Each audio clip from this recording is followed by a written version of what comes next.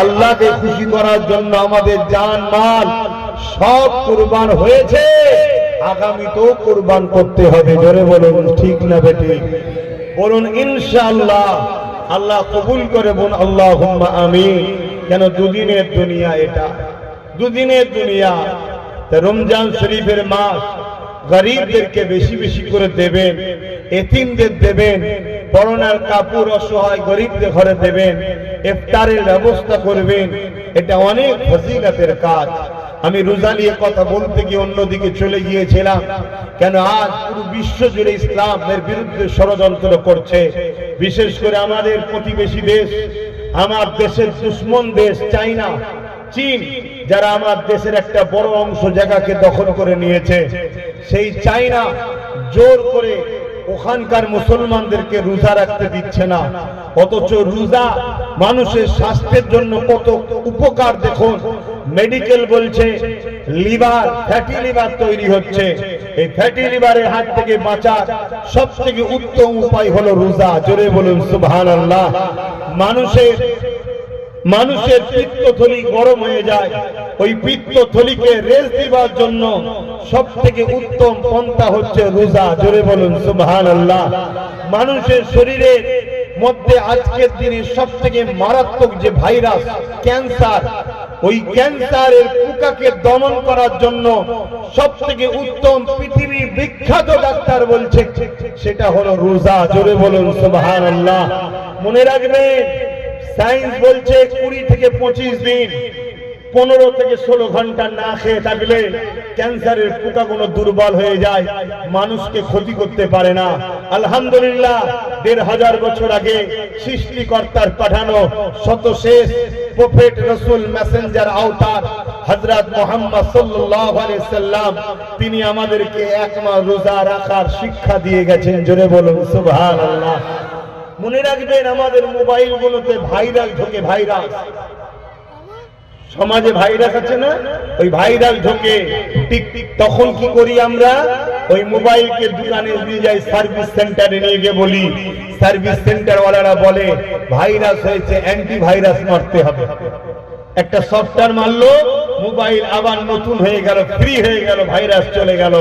তা আমাদেরও 11 মাস এই শরীরে নানান খাদ্য যায়, ওই খাদ্যের সাথে হাজার রকম বিষ যায়, হাজার রকম ব্যাকটেরিয়া যায়, হাজার রকম ভাইরাস যায়, হাজার রকম জাম যায়। এটা শরীরের জন্য ক্ষতিকারক হয়, শরীর হ্যাং হয়ে যায়। এই শরীরকে এক মাস রোজা আল্লাহ অ্যান্টিভাইরাস দিয়েছে। এক মাস রোজা রাখলে শরীর আপডেট হয়ে আবার 1 বছরের জন্য সুস্থ শরীর গিফট হয়। জোরে বলুন সুবহানাল্লাহ। আর চিৎকার দিয়ে বলুন সুবহানাল্লাহ। এটা সায়েন্স বলছে, বিজ্ঞান মেনে নিয়েছে। আমার রাসূল বলেছেন, বিজ্ঞান আজকে মেনে নিয়েছে যে মুহাম্মদ সাল্লাল্লাহু আলাইহি ওয়াসাল্লাম যা বলছে সবই সত্য। কেন সত্য হবে না? মুহাম্মদ রাসূল তিনার কথা বলে, যিনি কায়নাতের স্রষ্টা আল্লাহ। জোরে বলুন সুবহানাল্লাহ। লিল্লাহি মা ফিস সামাওয়াতি ওয়া মা ফিল আরদ। জমিন আসমানের একজন সৃষ্টিকর্তা, দুজন নয়, তিনজন নয়, একের অধিক নয়। প্রভু একজন, রব একজন, খালেক একজন, সৃষ্টিকর্তা একজন, তিনি হলেন আল্লাহ। জোরে বলুন সুবহানাল্লাহ। ভাইরা আমার, আজ আমার নবী পাক সাল্লাল্লাহু আলাইহি সাল্লাম হাদিসে কুদসির মধ্যে জানাচ্ছেন, মান রাদিয়ান, হাদিসে কুদসির মধ্যে জানাচ্ছেন আমার আল্লাহ, আস-সাওমু লি ওয়া আনা আযজি বিয়াদিয়া। রোজা হলো আল্লাহর খাস ইবাদত। জোরে বলুন সুবহানাল্লাহ। আল্লাহ রোজা দিয়াকে কিয়ামতের দিনেতে নিজের কুদরত দিয়াকে পুরস্কৃত করবে বলেছেন। কিয়ামতের দিনেতে জান্নাতের একটা দরজা থাকবে, ওই দরজাটার নাম হলো বাবসার। ওই রোজা দিয়ে রোজাদাররা যেতে লাগবে। এই যুবকেরা কিয়ামতের কঠিন দিনেতে যেদিন মাথার এক পেট দেখতে লেখাত উপরে আল্লাহ বা সূর্যকে নামিয়ে দেবে, মানুষগুলো নফসি নফসি করতে লাগবে। ওই কিয়ামতের দিনে আল্লাহ নবী জানিয়ে দিলেন, বাবারা, ওই দিনেতে দেখা যাবে আরশ আজিমের উপরে একদল মানুষ জান্নাতি খানা খেতে থাকবে। এটা দেখে ফেরেশতারা জিজ্ঞাসা করতে লাগবে, ও রাব্বি আল্লাহ, এগুলো কারা? আল্লাহ পাক জানিয়ে দেবে, এরা হলো আমার দুনিয়া জমিনে রোজাদার বান্দা বান্দি, আরো জোরে বলুন সুবহান। রোজাদারদের ঘরে আল্লাহ কিয়ামতের দিন জান্নাতের খানা খাওয়াবে। রোজা রাখবেন তো নাকি? রাখছেন তো নাকি? আলহামদুলিল্লাহ। আজকাল কিছু লোক বেরিয়েছে রোজা রাখে না, মুসলিম দাবিদার, রোজা রাখেন, আবার মুসলমানদের বড় বড় সব কি বলে মাসিহা হয়েছে, মাসিহা, মাসিহায়ে দাজ্জাল, বুঝতে পারছেন না? মাসিহা হয়েছে বড় বড় সব, রোজা রাখে না, মাথায় টুপি দিয়ে আর এসে বসে যায়। আবার বড় বড় সব ইফতার পার্টি দেয়, দাওয়াত ইফতার পার্টি, বাপরে বাপ। কথা বুঝে আসছে? খবরদার ইফতার পার্টিতে যাবেন না। যান নাকি আপনারা? হ্যাঁ, ইফতার পার্টিতে গেলে ইফতারকে নিয়ে, রোজাকে নিয়ে ছিলিমিলি খেলা হবে। ইসলামকে পালন করতে পারেন না, হালকা বয়সে কাবিরা গুনাহ হচ্ছে, তওবা করলে আল্লাহ মাফ করে দেবে। জোরে বলুন সুবহানাল্লাহ। কিন্তু ইসলামের কোন কাজকে কেউ যদি বিকৃত করে, ব্যঙ্গ করে, ছিলিমিলি করে, সে কিন্তু কাফের হয়ে যাবে, ইসলাম থেকে বলুন বেরিয়ে যাবে। খুব সাবধান। আমাদেরকে ইসলাম থেকে বার করে দিবার হাজারো রকম পন্থা চলছে, তার মধ্যে একটা পন্থা হলো রোজার মাসে ইফতার ও দুয়ার মাহফিল করে হাক্কানি উলামারা, নামাজি মুসল্লি রোজাদারেরা। কেন করে? এই সুযোগে আমাদের অনেক গরিব ভাই আছে যারা বলতে পারে না, এই সুযোগে বসে একটু ইফতার করে দেয়, ভালো মন্দ। কথা বুঝে আসছে? এটা ভালো কাজ, যাবেন। কিন্তু এইটাকে টালি করে যারা ফলের দাম বাড়ায়, ওই বদমাই শয়তান গুণ আবার ইফতার পার্টি দেয়। শুনছেন না শোনেন না? হ্যাঁ, সেখানে দেখবেন এসে শরিয়াত বিরোধী কর্মকাণ্ড হচ্ছে। আমি রিসেন্ট দেখেছি একটা ইফতার পার্টিতে একটা কোন নেতা মরে গেছে না বেঁচে আছে জানি না, শয়তানগুলোকে তো চিনিও না আমি, অত ওদের খোঁজ খবর রাখি না তো ভাই, সময় কথা বলেন না। তার দেখি ফটো রেখেছে, ফটোই মালা দিচ্ছে। ভাই ফটোই মালা দিয়া বা ফটো ইসলামে কি জায়েজ আছে? এটা বলুন বলুন। তাহলে ইসলামের নামে ডেকে ইফতারে পার্টির নামে সেখানে কি সংস্কৃতি শিখানো হচ্ছে? ইসলামের পক্ষে না বিরুদ্ধে? এই সংস্কৃতিটা যখন আগামী দিন চলে যাবে, অরিজিনাল ইসলাম ব্যান্ড হয়ে যাবে, এটা সমাজের মধ্যে আগিয়ে যাবে। তাহলে এরা ইসলামকে মিটাবার পরিকল্পনা করছে না, করেনি? অতএব এদেরকে কোনোভাবে সাপোর্ট করা ইসলামে জায়েজ নয়, হারাম। এদেরকে সাপোর্ট করলে ঈমান থাকবে না, ঈমান থাকবে না। আমি গল্প বলছি নি বাপ, আমি তো এত বড় বড় কথা বলি। চলো চ্যালেঞ্জের ময়দানে আসো না, কোন মুফতি মাওলানা আছো দালালি করে আমার মোকাবেলায় আসবে, আসো। আজ পর্যন্ত কেউ চ্যালেঞ্জের মোকাবেলায় এসেছে? এক কথা বলে আসতে পারবে না। কারণ ইতিহাস আমরা পড়েছি, এই ভারতবর্ষের বুকে একটা রাজা ছিল যার নাম হলো আকবর। নামটা শুনে কত ভালো লাগছে না?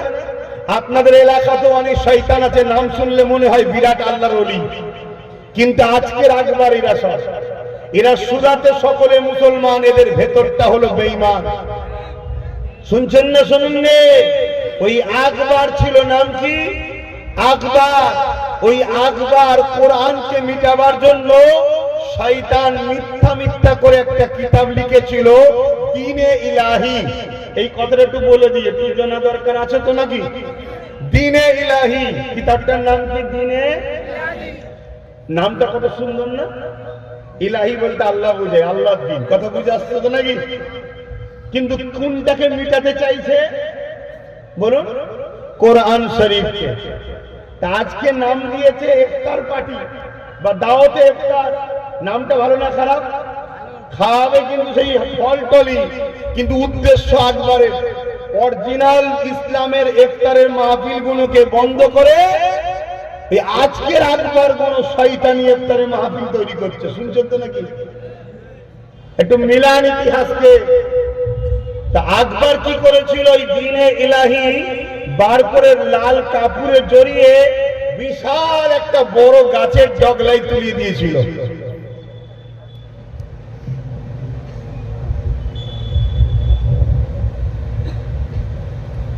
শুনছেন তো? বিরাট ওপরে তুলে দিয়েছে।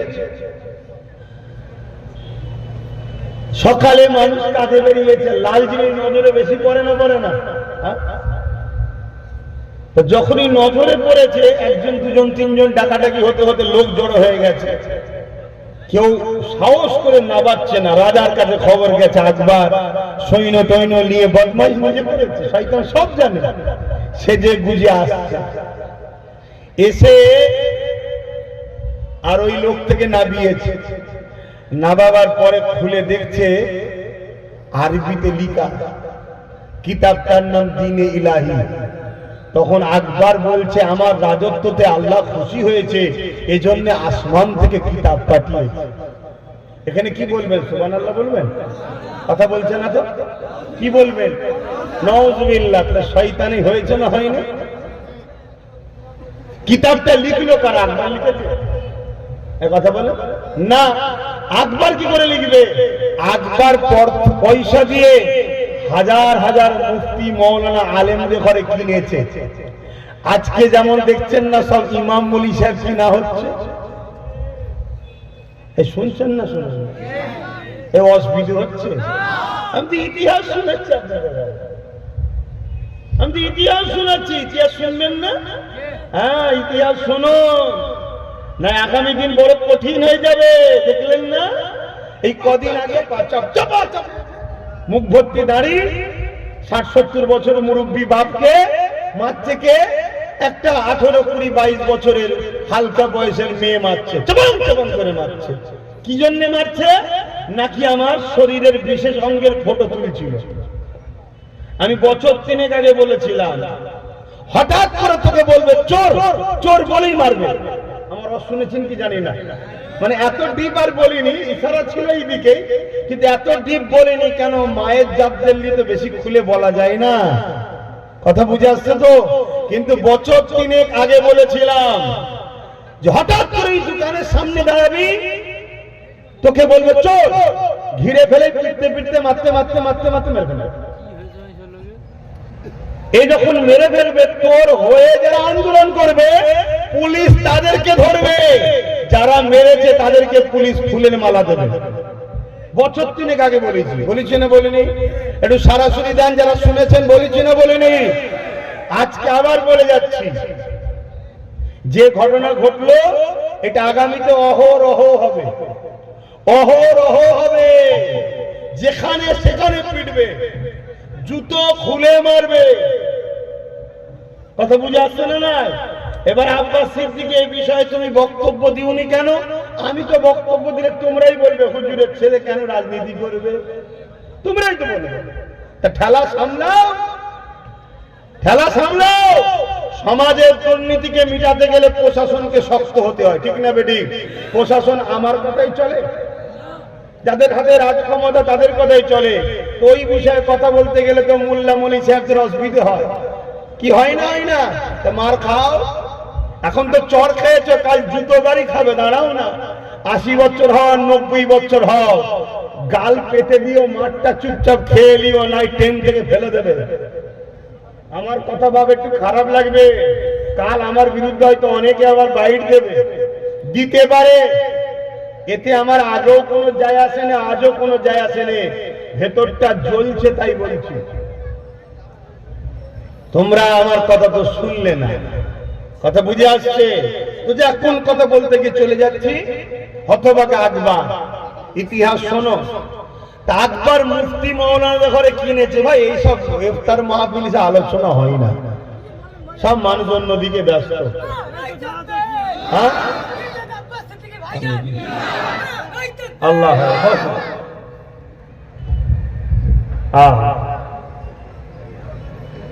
কি সরষের তেল রান্নার জন্য দিয়েছে নাকি? আমি জীবনে প্রথম দেখলাম কেউ সরষের তেল এত বেশি দিয়েছে। আমি সব জায়গায় দেখেছি পানি বেশি দেয়, সরষের তেল একটুখানি দেয়। কেন? পানি তো কিনতে লাগে না, সরষের তেল কিনতে হয়। এই প্রথম দেখলাম কেউ একজন সরষের তেল বেশি করে দিয়েছে। কিছু ঢেলেলে পেঁয়াজির কাজে লাগবে। আরে আমরা বাপ বেটা একটু আনন্দ করছি, কারো অসুবিধা হচ্ছে নাকি? কেন আমাদের সাথে আমাদের লোকেরাই থাকে। কাতার তো ভাগ হয়ে গেছে, ঠিক না বেটি? কাতার তো ভাগ হয়ে গেছে নাকি? মুনাফিকদের কাতার আলাদা, আমাদের কাতার আলাদা। কি চলে আসেন, একটু সালাম দিয়ে এলি, কেন মানুষ ইফতারের জন্য ব্যস্ত হয়ে আছে। হে নবী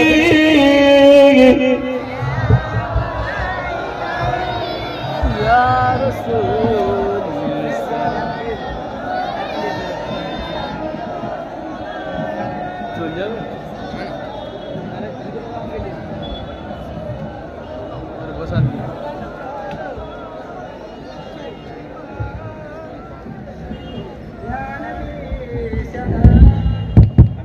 সালাম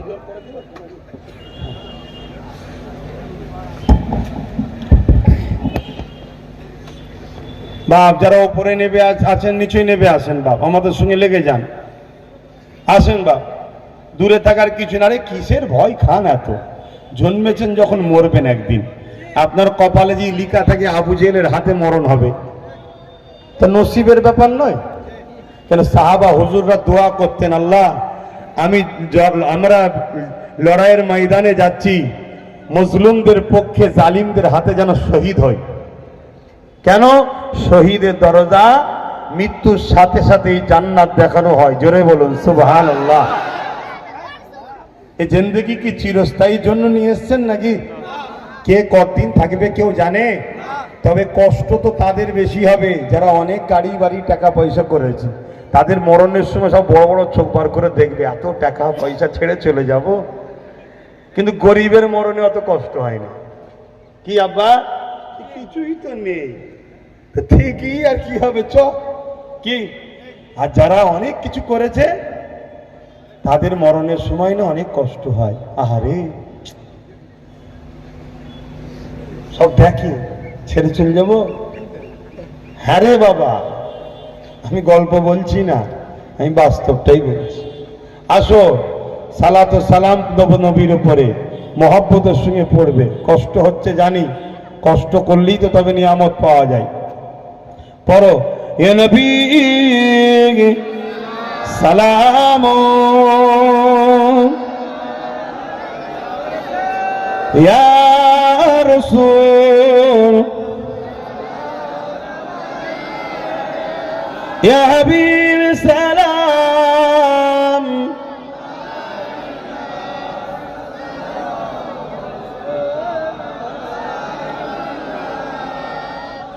মন বলছে একটু আকবরের কথাটা বলে দেওয়া দরকার। কি আপনারা শুনতে চাইছেন? একটু হাত লম্বা করে দেখান, শুনতে চাইছেন? দেরিয়ে দেরিয়ে হবে তো, বেশি না, 3 মিনিটের মধ্যে কমপ্লিট করে দিচ্ছি। শোনেন, তা আকবর পয়সা দিয়ে মুফতি মৌলানা কিনে কিতাবটা লিখিয়েছিল। মুজাদ্দিদ আল-ফেসানি রহমাতুল্লাহ আলাইহি নাম শুনেছেন? তিনি ওই আকবরের দিনে ইলাহি ও আকবরের বিরুদ্ধে ঘোষণা করলো, যুদ্ধের লড়াইয়ের ওনার বিরুদ্ধে ফতোয়া দিল যে আকবর ভণ্ড, ওর চলবে না। আকবরের হাতে রাজ ক্ষমতা, মিলিটারি আছে, পুলিশ আছে, আবার আলেম মুফতি মৌলানা কিনেছে। আকবর মুফতি মৌলানাদের বললে, আমার সব ভাড়াটিয়া মৌলানা তোরা পয়সা দিয়েছিস, বদমাইশগুলো খেয়েছিস, আর আমার বিরুদ্ধে মুজাদ্দিদ আল-ফেসানি ওই মুরব্বী লোকটা একা লড়ছে, তোরা কি করছিস? যা গ্রামগঞ্জে লেগে যা, সব যে আমার পক্ষে বুঝা। আকবরের মুফতি মৌলানা গুলো সব ভাড়াটিয়া গুলো বেরিয়ে গেল, বেরিয়ে গিয়ে নানান দিক দিয়ে মানুষকে বুঝাতে লাগলো। হ্যাঁ, শাসকের বিরুদ্ধে হ্যান ত্যান সব বললে হয় আর হয়, এরকম সব বুঝাতে শুরু করলো। মুজাদ্দিদ আল-ফেসানি একা একদিকে দাঁড়িয়ে রইলেন, আর তিনার পক্ষে গুটি কত উলামা দাঁড়ালেন। জোরে বলুন সুবহানাল্লাহ। এটা একদিনে এমন জায়গায় দাঁড়িয়ে গেল, আকবর কি করলো? মুজাদ্দিদ আল-ফেসানিকে জানে মেরে ফেলার প্ল্যানের জন্য যুদ্ধের ডাক দিল। তো যুদ্ধের ডাক দিয়েছে একটা ময়দানে। মুজাদ্দিদ আল-ফেসানি হুজুর তিনি যাচ্ছেন, তিনার সাথে গুটি কত আলেম উলামা আছেন, আর আকবরের দিকে বিরাট মিলিটারি, বিরাট পুলিশ, বিরাট ফোর্স, আর বড় বড় সব বিরাট বড় বড় মুফতি মৌলানা সব আকবরের দিকে, যেন কিনা তো খরিদ করা, কত বুঝে আসছে, দাঁড়িয়ে আছে। মুজাদ্দিদ আল-ফেসানি গিয়ে আল্লাহর কাছে হাত তুললেন, আল্লাহ, এই জমিনের ওপরে আপনার পক্ষে আমি দাঁড়িয়েছি, আর আকবর শয়তানের পক্ষে দাঁড়িয়েছে। আপনি যদি এখন সাহায্য না করেন তো কখন করবেন? আপনার সাহায্য আমি চাই আল্লাহ। আল্লাহ আপনার সাহায্য চাই। অনেক বাধা পেয়েছি, তাও লড়াই করেছি। এই মুহূর্তে ওরা আমাদেরকে মেরে ফেলার প্ল্যান করছে, আপনার সাহায্য চাই। আল্লাহ পাক দোয়া কবুল করলেন, জোরে বলুন সুবহানাল্লাহ। বিশাল তুফান পাঠালেন। ওই তুফান মুজাদ্দিদ আল-পেসানি ও তিনার সাথীদের মাথার উপর দিয়ে গিয়ে আকবর ও তার বাহিনীকে সব লন্ডভন্ড করে মেরে আল্লাহ জাহান্নামে গ্যারেজ করে দিয়েছে। শুনছেন তো নাকি? হ্যাঁ, অতএব হকের পক্ষে কম তো কি হয়েছে, তোমাকে আল্লাহর পক্ষে থাকতে হবে। রাজি আছো না নাই?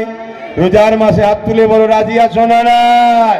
হ্যাঁ, তোমার উপর যদি স্টিম রোলার কেউ তুলে দেওয়া হয়, তারপর ওই রোলারের তলায় পিছাতে পিছাতেও তোমাকে বলতে হবে আল্লাহ আল্লাহ রসুল ছাড়া অন্য দিকে নাই। কথা বুঝে আসছে? সেই জায়গাতে আমাদের মাথায় রাখতে হবে। বাপ, আজও বহুত মুফতি মাওলানা সমাজের আজকের শাসকদের কাছে সব বিক্রি হয়ে গেছে। যারা হজ হাউসে মদের বোতল পাওয়া যায়, তাদের মুখে প্রতিবাদ পাওয়া যায় না। যারা মাদ্রাসা ধ্বংস হয়ে যাচ্ছে, তাদের মুখে প্রতিবাদ পাওয়া যায় না। উপরন্ত দালালিতে তাদের ঘরে নম্বর 1-এ পাওয়া যায়। এমন আছে না নাই? আমি কারো নাম বলেছি, চিনবেন কি করে? কালকে যেগুলো ফোঁস তুলবে ওইগুলো হলো দালাল। চিনার নমুনা বলে যাচ্ছি। তা আসেন, দেরিছি সালাম দিতে, সালাম দিয়েলি। ইয়া নবী সালাম, ইয়া রাসূল, ইয়া হাবিব সালাম।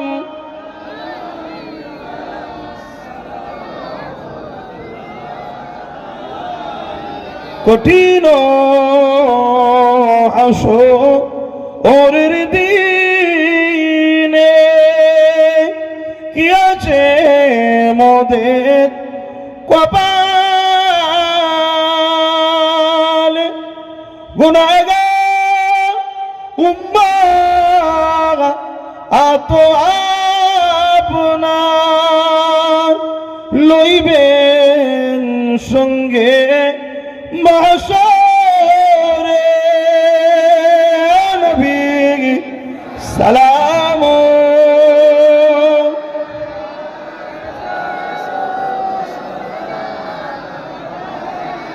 ইয়া হাবিব